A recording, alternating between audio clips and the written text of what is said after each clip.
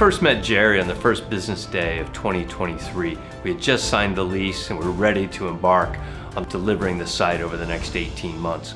I am employee number 2, so I got to see everybody come on board, be a part of building the team here.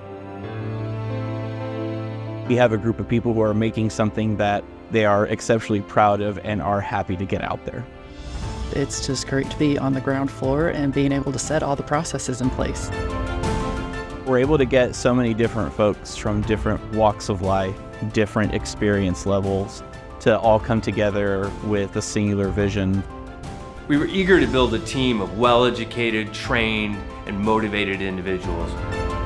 The team that has been put together is very hardworking, knows what they're doing, knows what needs to be done without being asked. Everything is flying.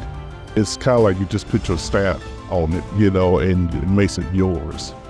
Quality to me is the key component, helping others to save lives. That's the most important thing. I'm really excited being with the team that we've built, and as a controller, keeping us on budget and on track. With the opening of the Winston-Salem facility, I think it ensures that Nelipak has never been stronger. We built the site, we built the team, and now we're building the business.